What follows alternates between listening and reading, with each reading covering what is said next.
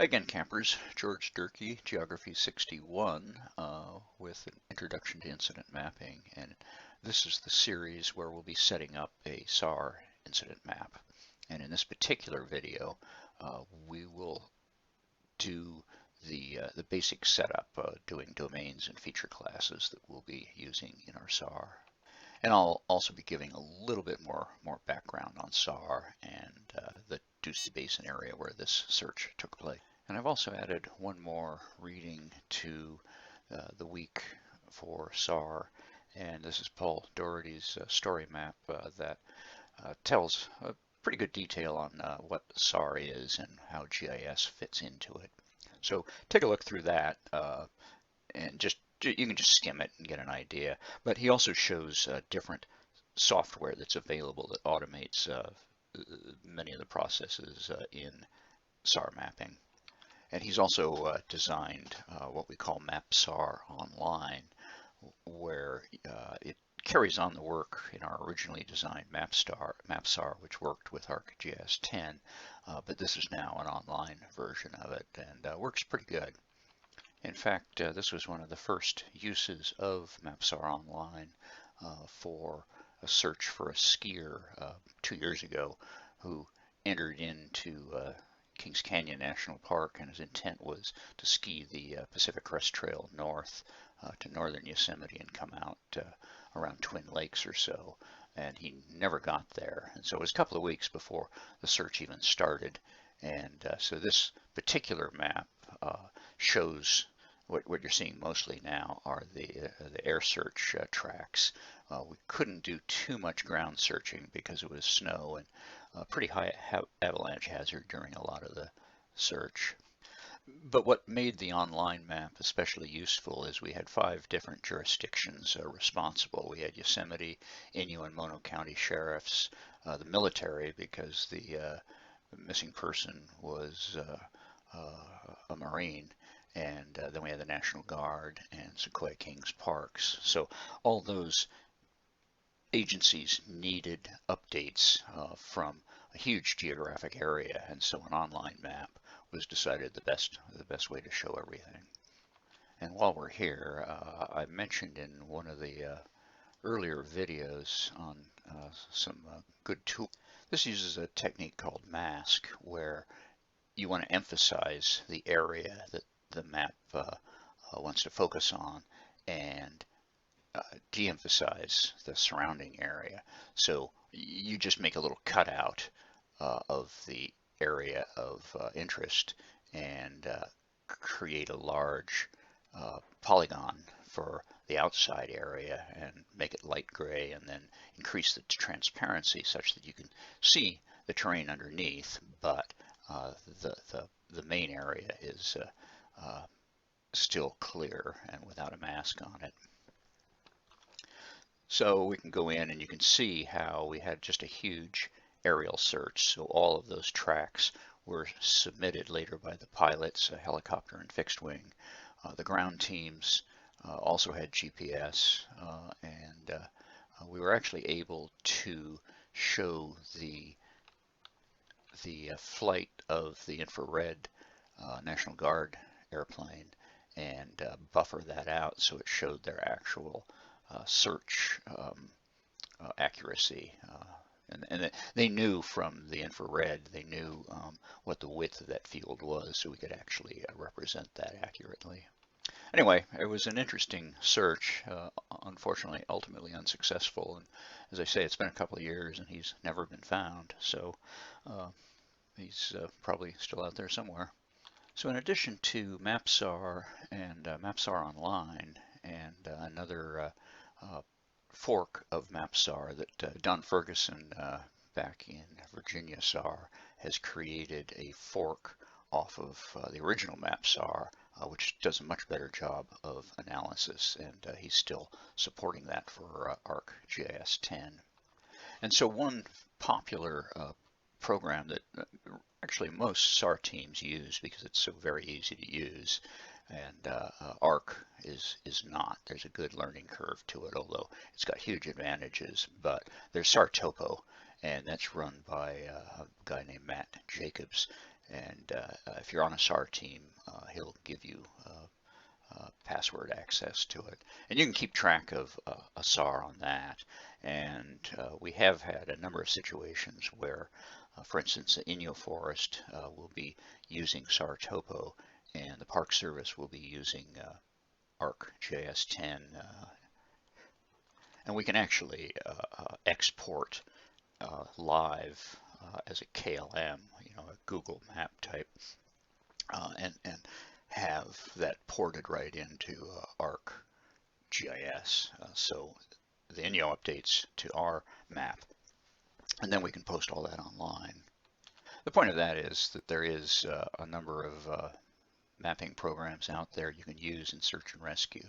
And I'm teaching in Pro, but if you're on most teams in the US, most volunteer teams, the odds are you'll be using Sar Topo or something else and not ArcGIS. But part of the point of this class is for you guys to learn a lot of the workflows used in search and rescue and just incident mapping, and also just getting practice with the tools and workflows and geodatabases of ArcGIS Pro.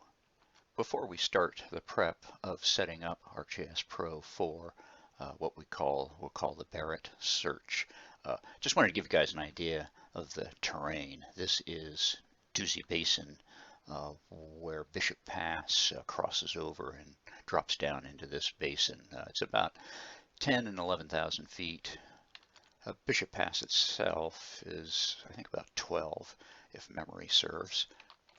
And this is Barrett Lakes, where the individual was last seen, and his spot was activated right over here by the shore of the lake. So you can see it's high, alpine. There aren't very many trees for shelter, so it's very exposed. And in the fall, with a storm coming in, you're essentially in winter conditions. As I mentioned in the last video, we think the winds got up to a minimum of 60 miles an hour while he was in there. And while getting images for this particular video, I came across this. This was in Yosemite. Unfortunately, not the person I'm talking about here, but this individual, it was another fall hiking trip. He went around the Clark Range in Yosemite. It snowed pretty heavily, several feet of snow, and he basically got stuck there. He couldn't go down, and by the time he realized probably no one was looking for him, it had been too many days. He was extremely low on food and no longer had the strength to go out. But by a series of incredible luck and also the skill and background knowledge of one of the longtime rangers there who decided to search this area, they flew over and there was SOS in pine cones. So, pretty good job on his part to make his location known from the air. Unfortunately, he had told no one where he was going. He didn't have a permit, and he had no car. He had, I think, taken the bus into the valley, into Yosemite Valley. So he wasn't reported overdue until he didn't show up for work. And so there was a day or two of investigation trying to figure out where he went, or even into Yosemite, and then just some guesses on what route he might have taken. So all in all, he lucked out. Okay, now let's move on to setting up our database for the Barrett SAR. Okay, let's start creating a map for what we'll call the Barrett, B-A-R-R-E-T-T SAR. So open ArcPro and choose a blank template. And let's call the project 2021 B-A-R-R-E-T-T SAR. And let's put it in the same folder we had the fire stuff in, the 2021 Moke fire. And we'll create a new folder for this project there. Now remember that you have to associate a folder, you have to link a folder to be able to see it in the Pro catalog here. So it's already created the 2021 Barrett SAR folder, which will have your geodatabase in there, and the toolbox, which we won't use. But we might want to add the top level folder, which is the 2021 Mokefire folder, which I created as a favorite here. So I can just right click and add to project, and then it shows up in project, and that's all your fire stuff. I don't think we'll be using anything in there, but there might be some data we want to use. And also you might want to refer to it, look at the geodatabase, for instance, to see how you set up feature classes and domains. And what we're going to do here is we're going to create within the Barrett Lake SAR geodatabase that was just created with the project, we're going to create 4 feature classes and 2 domains which will associate with 2 of those feature classes. And so this is in your written instructions, but we'll have SAR points, and the fields will be type and a label field and a date field, and we'll eventually associate that with the domain Sar Point Types. And then segments will be a polygon, just one field segment. The perimeter will be another polygon, label, and area, which will be a short integer, and we'll calculate the area of the total search area.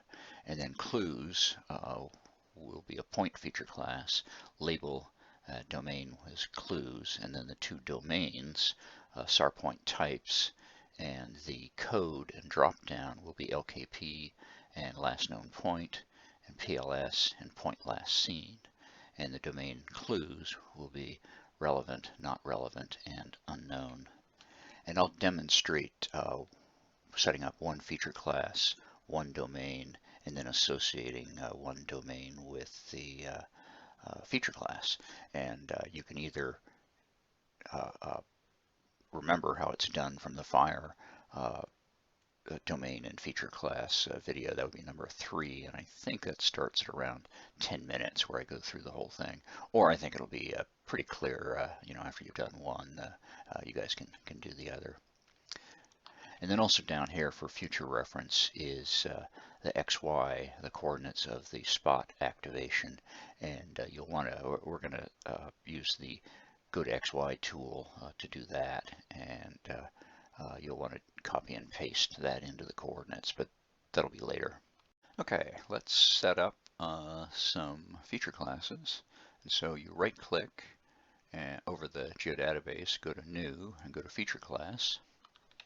And then our definition pane comes up. So let's call this SAR points. And I made that one word. And yeah, I spelled it right. And we'll call those SAR points. And that'll be a point field. And we'll continue. And here we'll, we didn't do this last time, but we'll, a little bit, we'll assign a coordinate system to it. So type is text, and then label, also text, and let's put in a date field. And here you go over here and click the drop down, and there's date. And so that's good. Now let's go to next. Assign it a coordinate system, so it'll be projected. It'll be UTM, which is a lot of the data that Sequoia Kings Park uses. And we'll make it NAD83. Again, that's the standard there.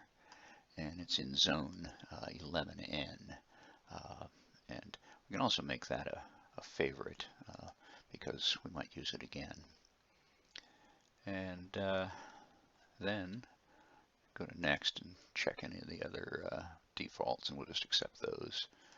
And I'll just take you through all these here and then finish.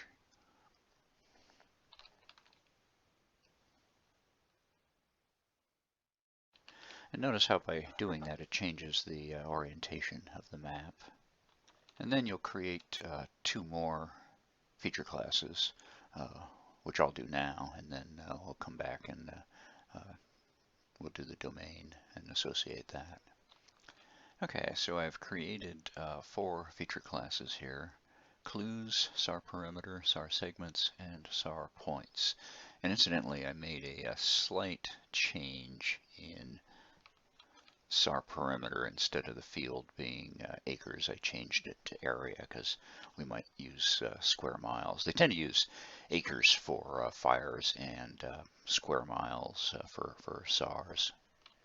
And now let's create a domain. So right click and we go to domains.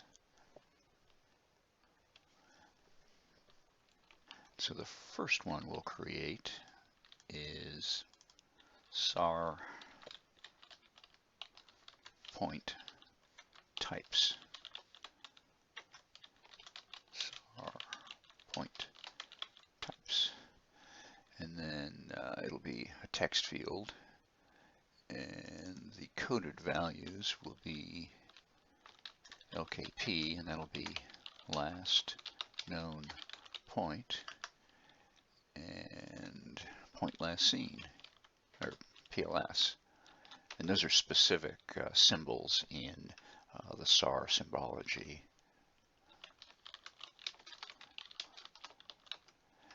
And I'll get into the difference. Well, I'll tell you the difference now. So last known point is usually derived from a clue. So for instance, the spot signals that this missing individual sent out would be a last known point. We don't know absolutely that he did it. And point last seen is if a witness pretty positively identified him and or he was seen leaving his vehicle from the parking lot. And a lot of times all you have is a vehicle at the parking lot. And that's usually a clue, at least that the person's in the area, but sometimes it's all we have to go on.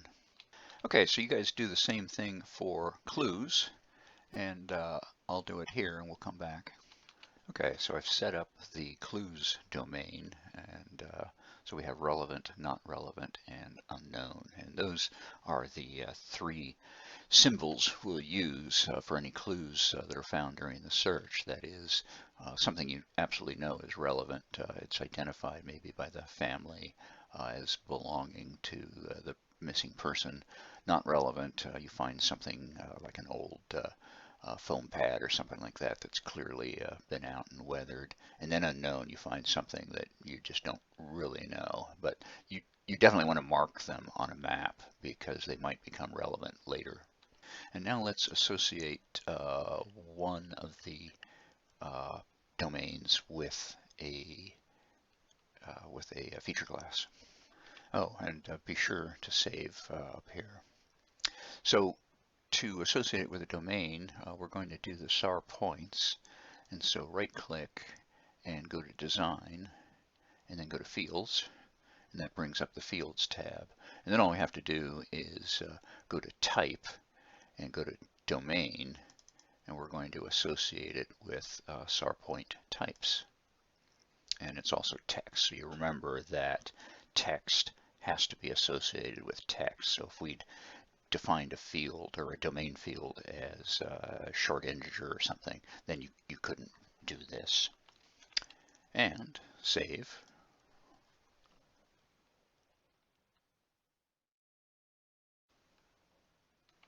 And I'll do the next one and we'll come back. And there you go. I've associated the clues field with the clues domain under label. And looking at this, I'm not quite sure what I did here, but field, alias field is wrong. So let's get rid of it. Delete. And now save. So anyway, clues just has a label field associated with a domain. Okay, now just back to our map here. We've set up our feature classes, and we've got all of the points, lines, and polygons that we're going to want to use. Oh, you know, I'm going to show you another fun thing you can do with the editing tool. So let's just create a new feature class. and we're going to call this scratch line and scratch line, and that'll be a line, and we don't have to do anything else. It'll be an NAD83 11N. Okay, now let's get into our general search area, and one thing that works really well with ArcGIS is you can do a search. You can do either a search within your map data, or you can do a search within their database of place names. So for instance, we're going to look for Bishop Pass, California, and then it gives you a list of possible places, and it uses their World Geocoding service. So we're going to choose the top one, and then it just zooms in on Bishop Pass. And so that's our general search area. And if you zoom in close enough, you can see the trail here. And our missing person came from South Lake at the parking lot here. Oops. A little farther back. Back. Parking lot, anyways, right around here. Yeah, right here. And then he came up and over Bishop Pass, which is still marked here. And he'd been in there before, and he probably stayed high, and then went over a little pass here across country. He left the trail, traversed across here, and then dropped down into the Barrett Lakes. So this is the main Doozy Basin here, and gets a lot of use from hikers. This is cross country, gets less use from hikers, though still gets, you know, a fair amount. But in the fall, it's pretty quiet there, but has good fishing, so that's why he went there. Okay, so let's save our map, and let's just bookmark this place just for grins. And we'll call this